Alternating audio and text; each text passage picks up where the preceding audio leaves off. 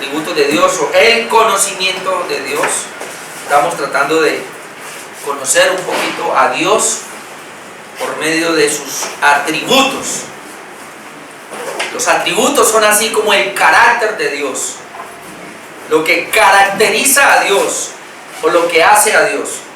Esos son los atributos. Entonces cada punto, cada atributo nos permite pues conocerle un poco más para saber realmente quién es Dios, porque es muy claro lo que hemos venido diciendo desde el comienzo.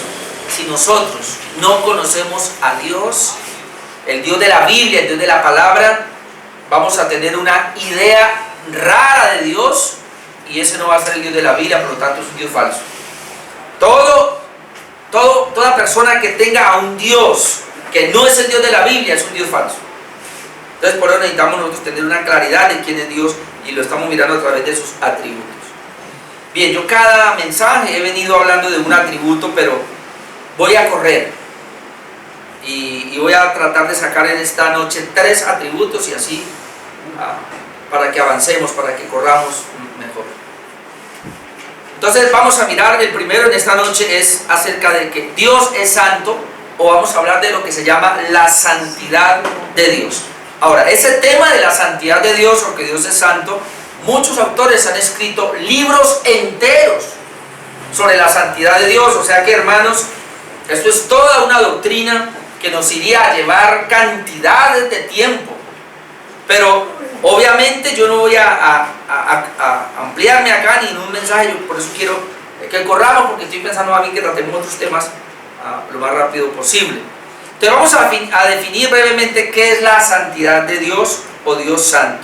Entonces la palabra santo proviene del término hebreo gados, que significa separado, puesto aparte o retirado del uso común. Santo, separado. Ahora vamos a ver de qué, separado de algo, puesto aparte de algo o retirado del uso común. O sea que santo es que no es común, no hay nada común allí. Entonces con respecto a Dios, esa palabra tiene 2 significados muy importantes. Dios es trascendente sobre su creación y sobre la corrupción de su creación. Eso es lo que significa la santidad de Dios. Dios es trascendente sobre su creación y Dios trascendente también sobre la corrupción de su creación. En otras palabras, trasciende, o sea, la palabra trasciende es que va más allá, está por encima de la creación y está por encima de la corrupción de la creación, es decir, no la toca.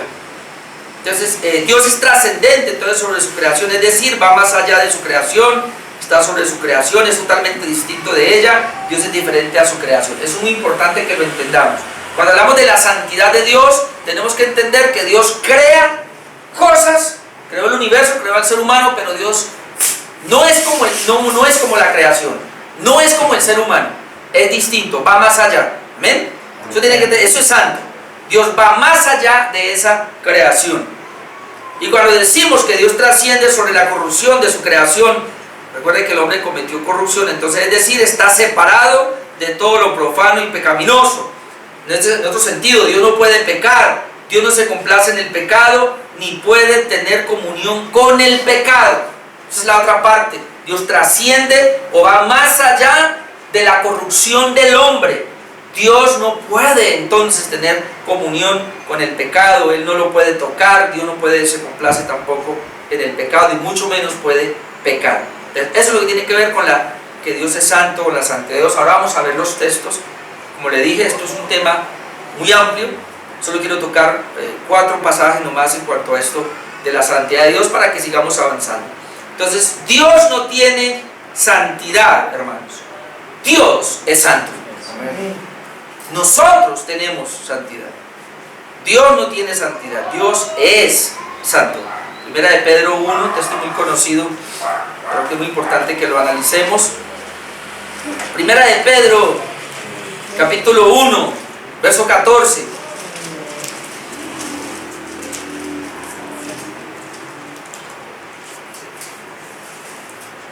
Como hijos obedientes, no os conforméis a los deseos que antes teníais estando en vuestra ignorancia. se da cuenta que la creación tiene que cambiar, no se debe conformar a los deseos de antes, Dios no, sino como aquel que os llamó es santo, ahí está la palabra, nos llamó Dios a la salvación, como aquel que os llamó es santo, sed también vosotros santos en toda vuestra manera de vivir. Recuerde, Dios es santo, va más allá de la creación, va más allá de la corrupción del hombre, y entonces al Él llamarnos y sacarnos de la corrupción del hombre, Él nos tiene que sacar a que seamos santos también. Por eso dice, sed santos, o sea, sean separados de esa corrupción, de esa creación que está corrompida, sean separados también en toda vuestra manera de vivir, no en unas cosas. Y luego da la razón, ¿por qué? Porque escrito está, sed santos, porque yo soy santo.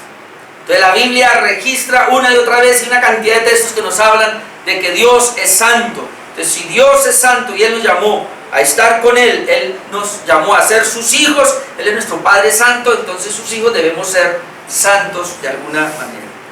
Entonces la santidad de Dios es el fundamento de todo lo que Él es y hace. Es el fundamento, es la esencia de todo lo que Él es y hace. Vamos a mirar Apocalipsis 4:8, ya que estamos por ahí. Arrimemos Apocalipsis 4:8 un momento.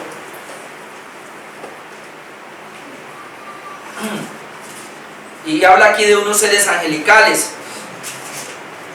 Y los 4 seres vivientes tenían cada uno 6 alas, y alrededor y por dentro estaban llenos de ojos, y no cesaban, y escucha esta expresión, día y noche, no cesaban, no paraban, día y noche de decir, santo, santo, santo es el Señor, Dios Todopoderoso, el que era, el que es y el que ha de venir. Es impresionante, estos seres angelicales dice que día y noche no paran de decir 3 veces santo, ¿quién? El Señor Dios Todopoderoso, el que era, ya lo hemos visto aquí varias veces, el que es y el que ha de venir, o sea que Dios siempre ha existido. Y miremos Isaías 6, porque ahí tenemos la misma expresión. Isaías 6,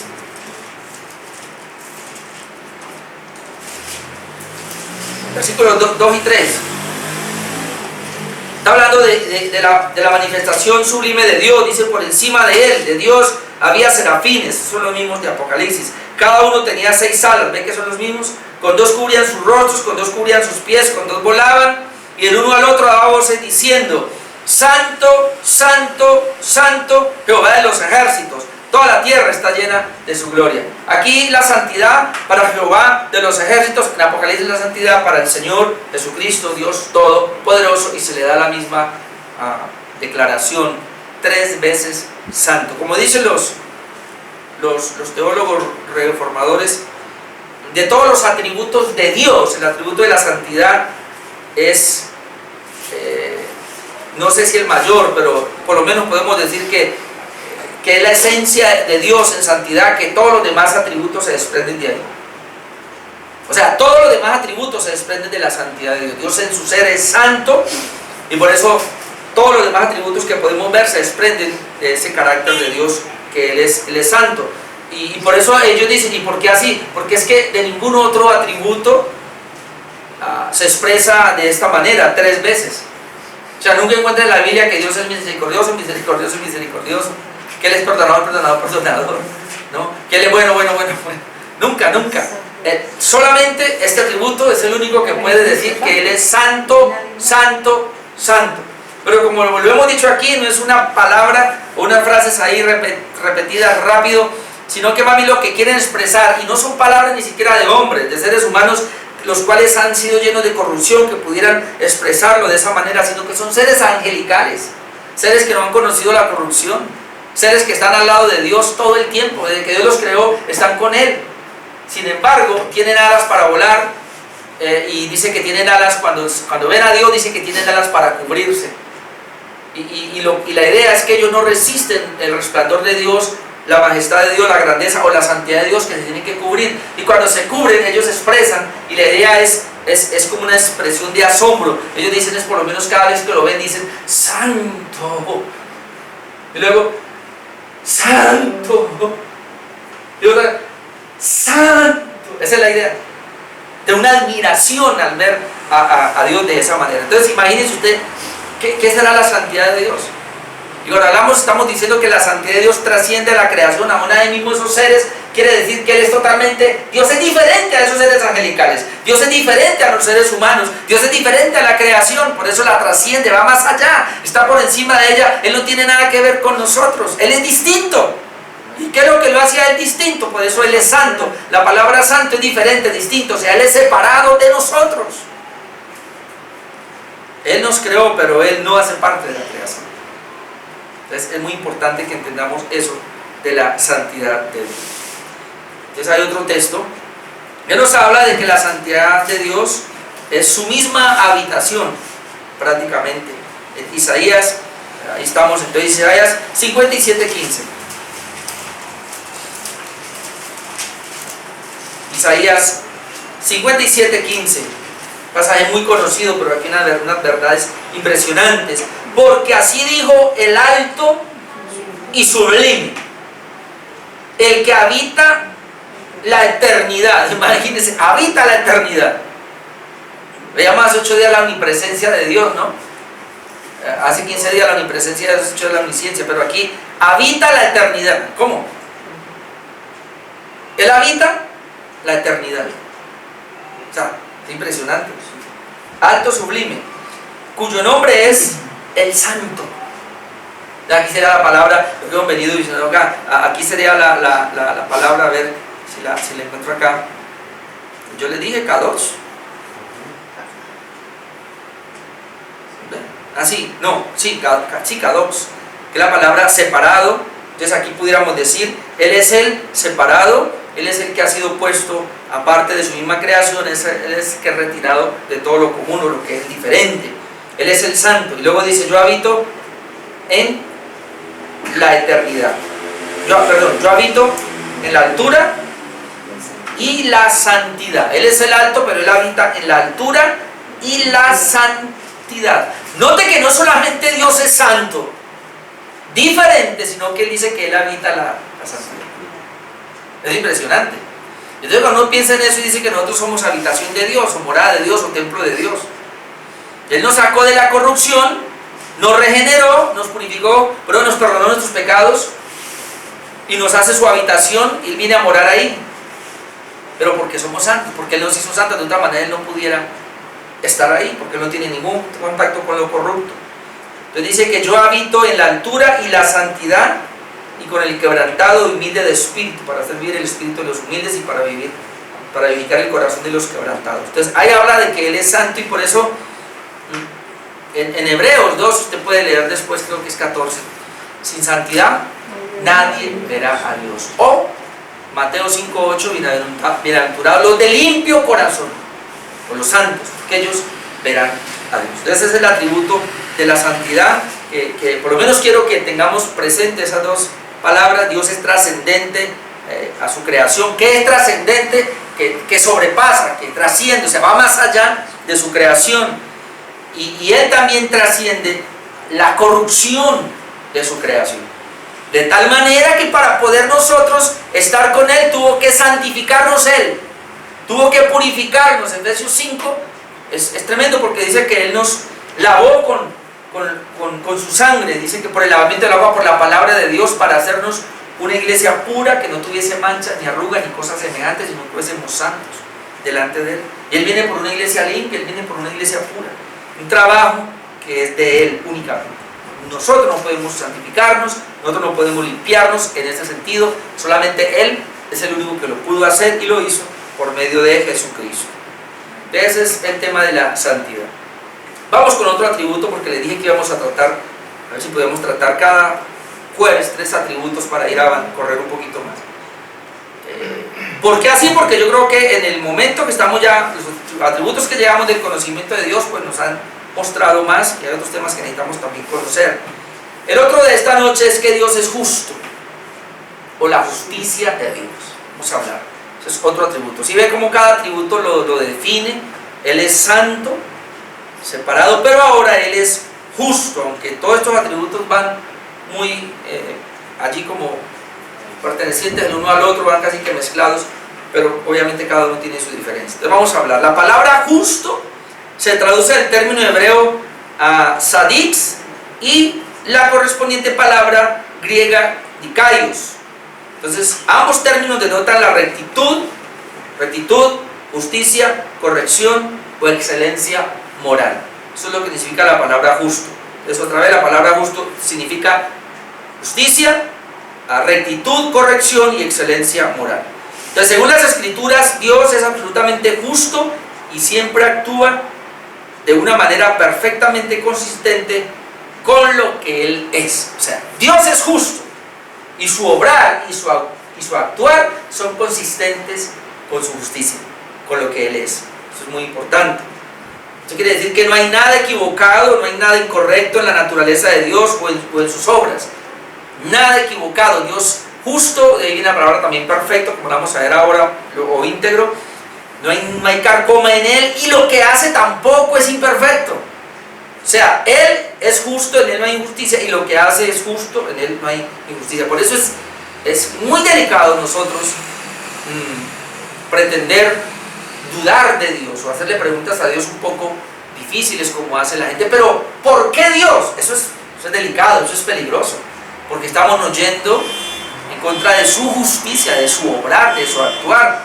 Yo no tengo que decirle por qué, sino para qué, Dios. O sea, no entiendo esto que me está pasando, pero tú lo permites porque tienes un plan, porque tienes un propósito. Ayúdame a saber qué es lo que quiere que yo haga. Pero venir como ¿por qué? Es como justificarme y decir, Señor, pero está cerrado, estás permitiendo algo que yo no lo merezco, yo no tengo por qué estar pasando por esa situación. Y si Dios es el que la está permitiendo, entonces estamos agrediendo su justicia, porque todo lo que Dios hace es justo. Así a ti no te parezca. Mire, hermanos, Dios nos quita la vida, es justo. Y la edad que tengamos no importa. No, pero es que, ¿cómo? Pero le mataron al esposo y tenía una esposa y tenía 3 hijos y todos los hijos eran pequeñitos y era el único que traía para el hogar, y esa señora no sabe hacer nada y no tiene familia y quedó en la inmunda y Dios, ¿y cómo? Dios es justo, Él sabe por qué lo hace, por qué lo permite. ¿Ve? Por eso es bueno conocer la justicia de Dios. Este atributo de la justicia de Dios, cuando yo la conocí, yo dije, uy, Señor, yo mejor cierro mi boca a muchas cosas. O sea, nosotros no podemos venir en contra de eso, es más o menos lo que está diciendo, porque todo lo que Él hace es excelente, en Él no hay error. Entonces no hay nada equivocado, no hay nada incorrecto en la naturaleza de Dios en su obrar. Él nunca será y hará algo que justifique una acusación de maldad. Nunca. Nadie puede tratar de acusarlo a Él por algo malo que hizo. O como la gente dice, ¿no ha notado? En una catástrofe, una masacre, qué sé yo, y la gente dice, ¿dónde está Dios? Es impresionante, ¿no? Entonces, cuando vienen esos huracanes y se lleva medio pueblo, acaban con un poco de gente, y la gente como que, ¿dónde está Dios? Algunos han tratado de desafiar a Dios, miran al cielo y lo desafían. La gente no conoce a Dios por eso. Entonces, otra vez, no hay nada malo en su accionar, sus obras, sus decretos, sus juicios son absolutamente perfectos. La justicia no es simplemente algo que Dios decide ser o hacer, sino que es la esencia de su misma naturaleza. Él es justo. Dios tendría que dejar de ser Dios para ser injusto. Por ser Dios es justo, y para ser injusto tendría que dejar de ser Dios, y nunca va a dejar de ser Dios. Entonces Él sigue siendo justo en todo lo que hace. Vamos a mirar unos versos acá. No se puede ni siquiera imaginar que Dios sea injusto. Por favor, que ni pase por nuestra mente eso. Deuteronomio, ni siquiera imaginar que Él es injusto. Deuteronomio 32.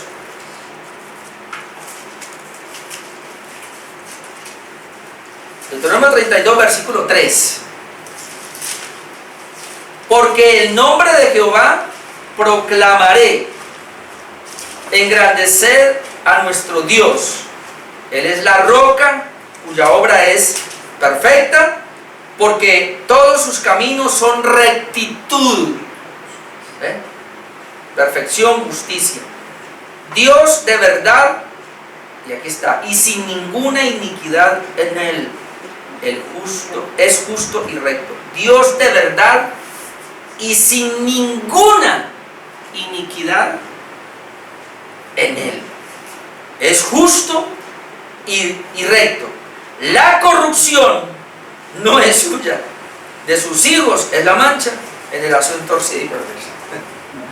Nunca la corrupción es de Dios, es de nosotros. Amén. Siempre es de nosotros, de Dios nunca. Entonces es muy importante que entendamos eso. Dios es tan justo que ni siquiera podemos imaginar que en Él haya algo. Por eso lo aclara, en Él no puede haber corrupción. La corrupción es del hombre.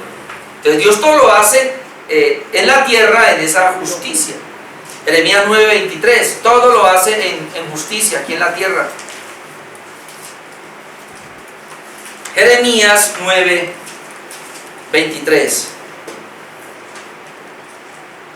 Así dijo Jehová: no se alabe el sabio en su sabiduría. El sabio se puede alabar en la sabiduría. Ni en su valentía se alabe el valiente, ni el rico se alabe en sus riquezas. Mas alábese en esto el que se hubiere de alabar, en entenderme y conocerme, que yo soy Jehová, que hago misericordia, juicio y justicia en la tierra, porque estas cosas quiero, dice Jehová. Entonces, ¿en qué se debe alabar el hombre? Nada, ni en su sabiduría, ni en su valentía, ni en su riqueza o posesiones, sino en conocer a Dios y entenderlo. ¿Y qué debe conocer de Dios y entender? Dice que Él es misericordioso, que Él hace juicio en la tierra, que hace justicia en la tierra, porque así Él lo quiso, dice Jehová.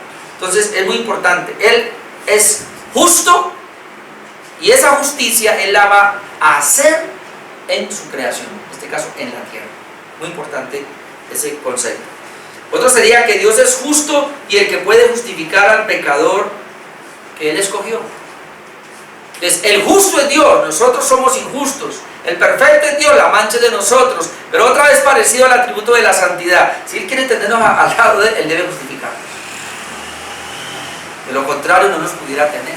Entonces por eso Él es el que nos puede justificar. Pero Él va a justificar a quién, al pecador. ¿Pero a cuál pecador? Al pecador que Él escogió desde antes de la fundación del mundo para que estuviera con Él. Isaías 45. Isaías 45, 20.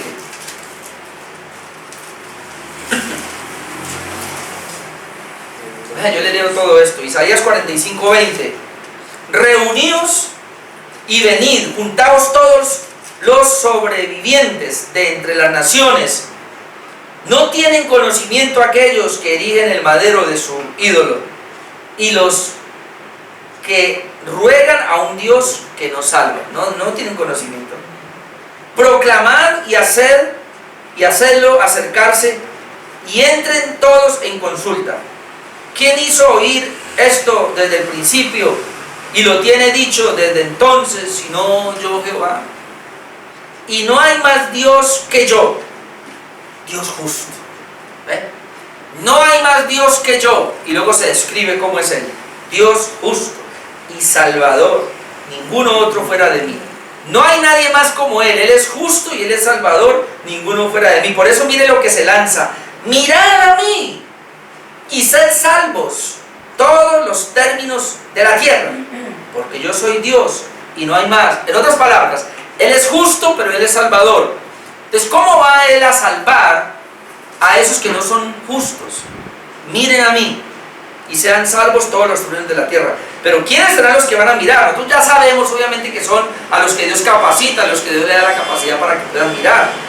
Verso 23: por mí mismo hice juramento, de mi boca salió palabra en justicia. Salió palabra en justicia, porque Él es justo y no será revocada, que a mí se doblará toda rodilla y jurará toda lengua, y se dirá de mí: ciertamente en Jehová está la justicia y la fuerza.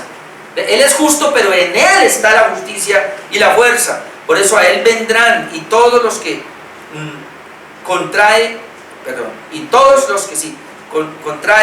contra Él se enardecen, serán avergonzados. Entonces aquí estamos viendo dos cosas: Ciertamente en Jehová está la justicia y la fuerza, y a él vendrán, y todos los que contra él se enardecen serán avergonzados. Ahora aquí está, en Jehová será justificada y se gloriará toda la descendencia de Israel. Y hay que entender aquí, que cuando dice que en Jehová será justificada y se gloriará toda la descendencia de Israel, usted no debe pensar en Israel aquí como en el Israel étnico o el Israel nacional, sino que según el Nuevo Testamento es el Israel espiritual. Y el Israel espiritual son los descendientes de Abraham, descendientes de la simiente de Abraham, que es Cristo.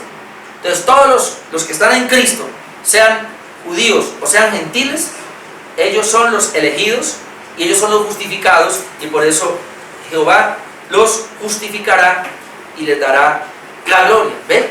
Entonces, como Él es justo, y es lo mismo que el atributo de la santidad, Él es santo y para poder tenernos a su lado debe santificarnos. Ahora Él es justo y para poder tenernos a su lado debe justificarnos, y lo hizo en Cristo. Amén. Derramando su sangre, porque Cristo en la cruz justificado, ya lo hemos sabido.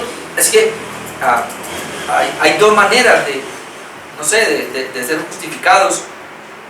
La Biblia dice guardando la ley o por la fe en Cristo. El asunto es que guardando la ley ninguno puede. Por eso el Señor dijo, bueno, entonces ahora es por medio de la fe en la sangre de Cristo. Dice que Él murió y resucitó para nuestra justificación. O sea, Él nos declaró libres de pecado. ¿Por qué? No porque Él dijo, lo declaro libre de pecado, no. Él nos declara libre de pecado por el sacrificio de la cruz.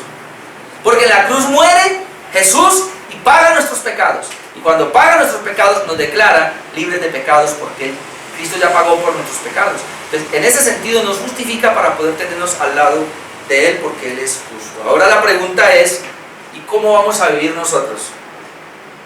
Si Él nos ha justificado y nos tiene a su lado, bueno, aquí está la respuesta. Los justificados deben manifestar su justicia. Vamos a ir a Primera de Juan. Primera de Juan, capítulo 2.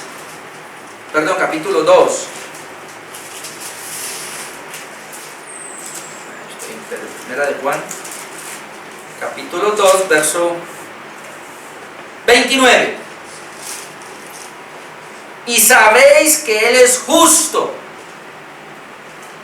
Sabed también que todo el que hace justicia es nacido de Él. Él nos justifica, pero para que hagamos justicia, para que se vean en nosotros las obras de justicia. Yo creo que mucha gente no entiende o no quiere ver. A ver, Dios es santo y nos santifica. ¿Para qué? Para que seamos santos. No solo que es una declaración o es un estado ya, o sea, nosotros ya estamos santos, ¿sí o no? Porque dice que Él limpió la iglesia con su sangre. Yo no pude santificarme, Él me santificó. Yo voy para el cielo porque soy santo. La iglesia es santa, separada. De hecho, la palabra iglesia es separados, apartados también. Somos la iglesia del Señor, somos santos. Pero, ¿para qué? Para que caminemos en santidad. Porque mientras estemos en esta corrupción, yo siempre me acuerdo, una vez escuchaba a un pastor decir, no se levante mucho, que es la justificación suya, solamente es un manto que lo cubre. Y si usted se levanta ese manto, usted se ve toda su evidencia.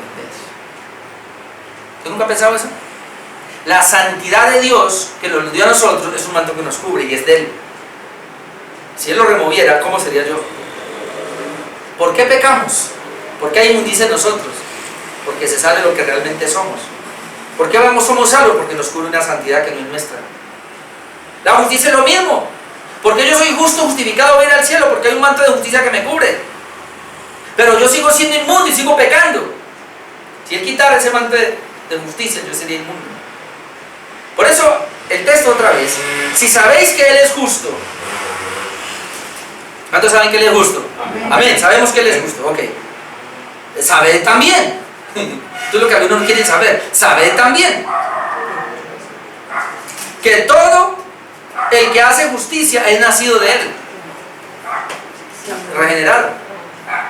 O sea, yo soy justo porque Él me regeneró. ¿Y cómo yo sé? Porque yo hago justicia. Porque vivo justamente. ¿Ven? Él no me dejaba hueco. Ahora mire lo que dice el otro versículo, 3:7. Primera de Juan 3:7. Pasando de adelante un momentico. Hijitos, nadie os engañe. Nadie os engañe. El que hace justicia es justo como Él es justo. Como pudiéramos devolver, Él es justo. Nosotros hacemos justicia. ¿Por qué? Porque Él nos justificó. Nadie se engañe. El que hace justicia, o sea, el que vive en la justicia de Dios, es justo como Él es justo. Él es justo. Él me justificó a mí. ¿Y cómo yo lo sé? Porque hago justicia. ¿Y qué es hacer justicia? ¿Sabe que la palabra justicia es lo mismo, la palabra de Dios o los mandamientos de Dios? Por eso nosotros hemos hablado acá, y lo que pasa es que se ha enfatizado demasiado y hasta la saciedad de la muerte de Cristo en la cruz para pagar nuestros pecados. Y eso está bien, pero usted sabía que esa es la mitad. Hay otra mitad que falta para mi justificación. Y es el Cristo histórico. O sea, ¿qué quiero decir? Es que Cristo no solamente vino a morir en una cruz, sino que Cristo vino a vivir una vida justa. Él vivió 33 años y medio acá y Él no pecó. O sea, Él guardó los mandamientos perfectamente. ¿Para qué? Morir en la cruz solamente fue pagar mi deuda. Fue quitarme el pecado. Pero yo estoy sin justicia. Entonces, Él vive 33 años y medio acá en esta tierra siendo justo para luego imputarme esa justicia de Él a mí. Yo no soy salvo solamente porque Cristo pagó mi deuda, sino porque Él me transfiere su justicia. Es decir, que Él guardó completamente los 10 mandamientos, con toda la ley, a la perfección, y me la transfiere a mí y yo aparezco delante de Él. Toda la vida un pecador, entonces delante de Dios aparezco. Cristo pagó esa deuda en mí, muriendo por mí, listo. Pero luego se dice, pero ¿y tu justicia? Aquí está mi justicia, imputada, es la justicia de Cristo. O sea, Cristo vivió justamente y esa justicia me la acreditó a mí. ¿Ve que la salvación es así? Pero siempre habíamos pensado, o más que todo piensa uno, yo soy salvo porque Cristo murió por mis pecados. Esa es una parte. Pero la otra parte es que le transfiere la justicia. O sea, Él vivió perfectamente en esta tierra y es mi representante para poder otorgarme a mí esa justicia. Entonces, si eso es así, por eso la Biblia tiene que decir una y otra vez que el que es justo debe caminar en justicia. ¿Ven? Entonces, Dios es santo, Dios es justo, la justicia de Dios. Y el otro de esta noche es que Dios es verdadero o íntegro. Y este es muy amplio, pero yo traté de resumirlo. Dios es verdadero, es fiel o es íntegro. Mejor tomé la palabra íntegro porque de ahí uno puede ver. Dios es íntegro. Cuando usted habla de integridad, cuando habla de íntegro, podemos hablar de la fidelidad, de que Él es verdadero, de que no hay mentira, no hay engaño en Él. Vamos a ver la definición que hace el pastor Paul Wasser. Dice, la palabra integridad proviene del latín integer, que se refiere a cualquier cosa que está completa o entera.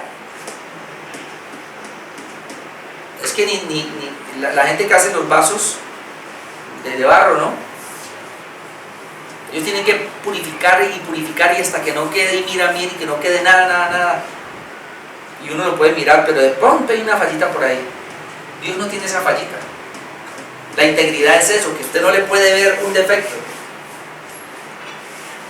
Cuando la palabra se emplea en referencia a Dios, significa que su carácter es íntegro, sin defecto o sin imperfecciones. Y esto es lo que quería mirar. Hay 3 palabras que se pueden emplear para describir la integridad de Dios. Y obviamente que cada palabra pudiera hacer un mensaje, pero yo solamente voy a tomar un verso. Dios es verdadero. Será la primera palabra para hablar de integridad. Dios es verdadero, o sea que Él es real.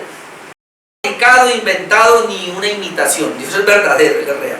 Lo segundo sería es que Dios es veraz, o sea, Él solo actúa y habla dentro del ámbito de la verdad. La falsedad es contraria a su naturaleza, Él es veraz. Y lo tercero es que Dios es fiel, como cantábamos ahora este himno precioso. Él siempre cumple sus promesas. Entonces, cuando hablamos de de la integridad de Dios, podemos decir, Dios es verdadero, Dios es veraz, Dios es fiel. O para resumirlas todas allí. Entonces vamos a hablar en esos términos. Entonces Dios es genuinamente verdadero porque Él es el único Dios verdadero, para hablar de la integridad. Dios es verdadero en ese sentido. Juan 17:3, que es muy conocido, ustedes deben saber de memoria, ¿no? Aquí lo decimos hasta la saciedad. Sin embargo, leamos. Y sobre todo en este tema del conocimiento de Dios comenzamos a hablar mucho, que esa es la vida eterna, ¿no? Juan 17:3, y esta es la vida eterna, que te conozcan a ti, el único Dios verdadero, y a Jesucristo a quien has enviado. Pero mire el énfasis que quería hacer. La vida eterna, ¿en qué consiste? En conocer a Dios, pero aquí le da un atributo, una descripción. El único Dios verdadero.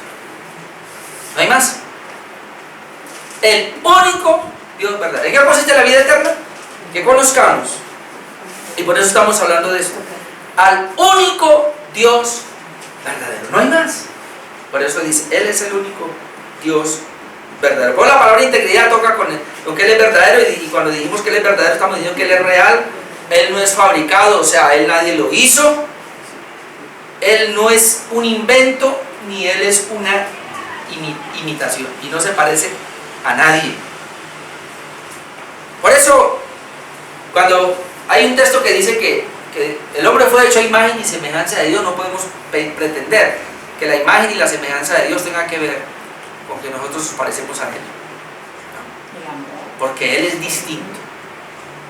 Hay más bien algunos atributos comunicables. Este no, ni en santidad, ni en justicia, ni íntegro. Todos los atributos que estamos viendo tienen que ver atributos incomunicables, que no solamente de Él, que nos permite un poquito, obviamente, porque Él quiere que seamos así en alguna instancia, pero estamos diciendo que Él no es creado, Él es diferente, Él no se parece a la creación, porque Él no tiene nada que ver con la creación. Nosotros somos hechos del polvo de la tierra y de soplo de vida de Dios, pero Él es diferente. Él es el único Dios verdadero, no hay más. Entonces Dios es real, sería el otro punto de la veracidad de Dios, que cabe dentro de la integridad de Dios, que Dios es veraz, genuino, como lo expresa la Biblia claramente. Mire, Juan 3:33, ya que estamos ahí, Juan. La veracidad de Dios. Dios es veraz. Dios es real, es genuino, veraz. El hombre no es así.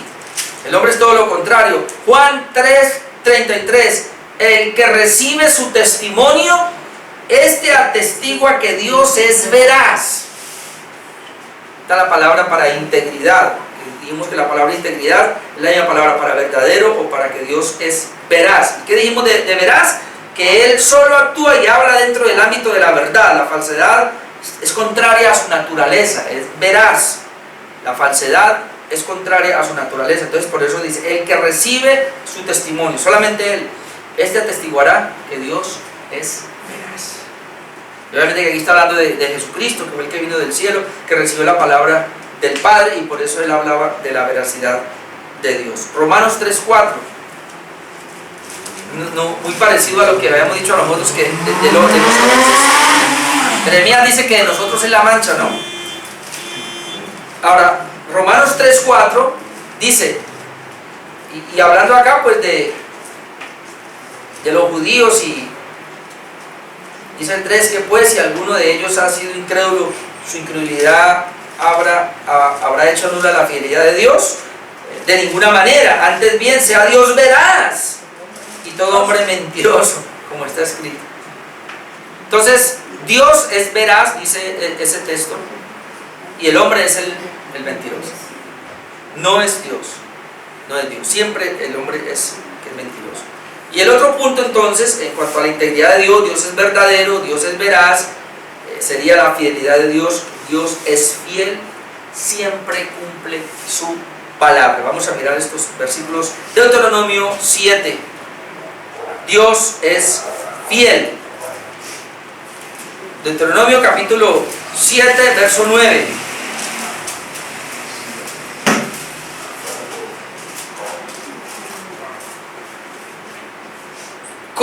Conoce pues que Jehová tu Dios es Dios.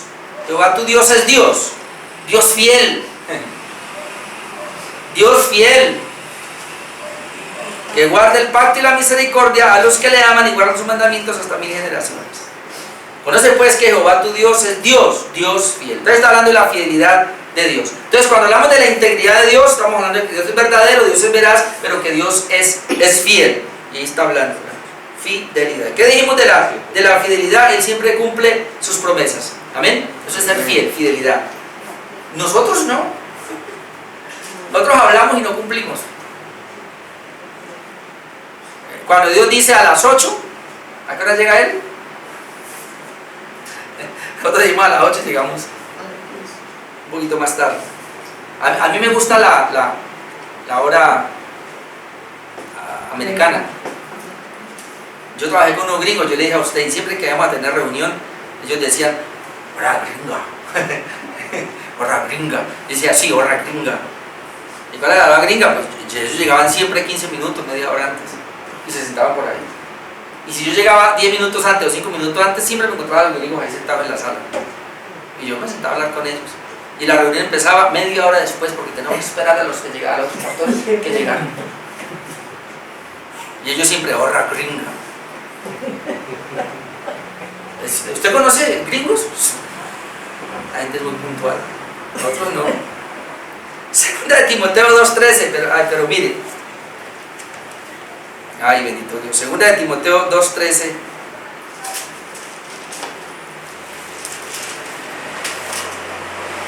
Si fuéramos infieles, Él permanece fiel. Él no puede negarse a sí mismo. ¿Cómo permanece Dios? Fiel. A pesar de que nosotros seamos infieles. No le como que le da algo por dentro a uno. Señor, yo soy infiel. Pero a pesar de eso, tú eres fiel. ¿Qué tal que Dios pues dijera, le va a pagar conforme a sus obras? Pero no. Es impresionante. Él no puede negarse a sí mismo. La palabra que no puede negarse a sí mismo lo que dice es no puede anular su carácter. Sabía que Dios no puede negarse a sí mismo, en cambio tú y yo sí. Tú y yo tenemos que negarnos. Cada día esta carnecita, negarnos. En cambio Dios no puede negarse a sí mismo porque el carácter de Dios es eso. Él nunca, porque negarse a Dios sería anular lo que Él es. Tú y yo sí necesitamos negarnos, porque nosotros somos corruptos y necesitamos negarnos para buscar más la santidad de Dios. En cambio Dios no. Dios es fiel y Él no puede negarse a sí mismo. Ahora, ¿qué nos ayuda a la fidelidad de Dios? Y esto es precioso, con este texto termino. 1 Corintios 10:13. ¿Qué nos ayuda a la fidelidad de Dios? 1 Corintios 10:13. No os ha sobrevenido ninguna tentación que no sea humana. Hermano, todas las tentaciones que nos vienen son humanas, no son extraterrestres.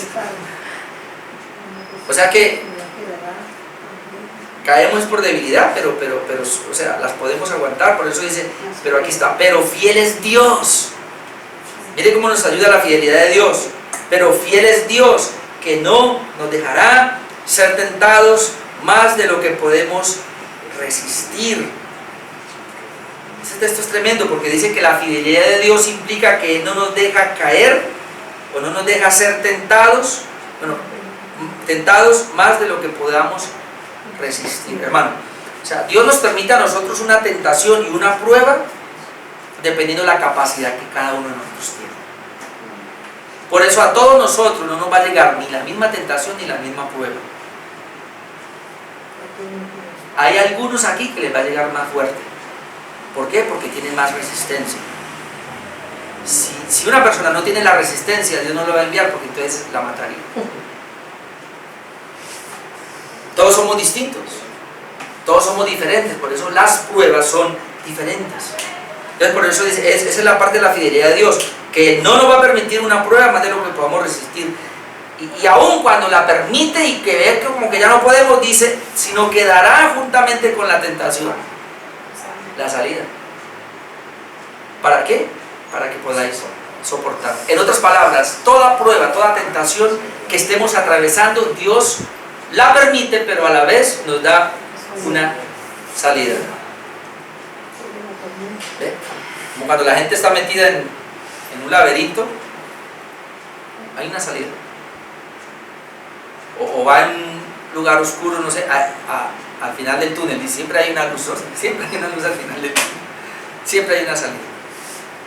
Yo le aprendí a un predicador muchos años atrás, que él decía, el problema de nosotros es que nos concentramos en las tentaciones, en las pruebas, y no en la puerta de salida. Decía, ¿quiere soportar la tentación? ¿Quiere pasarla, esa prueba? Mire la puerta de salida. No se quede mirando ahí usted su prueba. Se queda la gente ahí dando vueltas en la prueba, no. Es una prueba muy dura, Señor. Bueno, Señor, pero tú me vas a dar un acceso a salir. Ahí está la puerta. Yo voy a salir de esto. Ahí está. Y vamos procurándolo. Pero Él es fiel. Entonces, este atributo de la fidelidad de Dios nos ayuda a nosotros a soportar las pruebas, las tentaciones. Amén. Amén. Entonces, corrimos hoy, la próxima también, porque a partir de agosto quiero traer otra serie. Entonces, Dios es santo, hablamos de la santidad, nos llamó a ser santos. Dios es justo, nos llamó a ser justo. Dios es íntegro, y para nosotros es una bendición, a pesar de que somos infieles, de que no somos tan veraces. En ese sentido, Él sí es veraz, Él sí es fiel, y por eso nos va a ayudar a cambiar. Amén. Amén. Pues, Dios.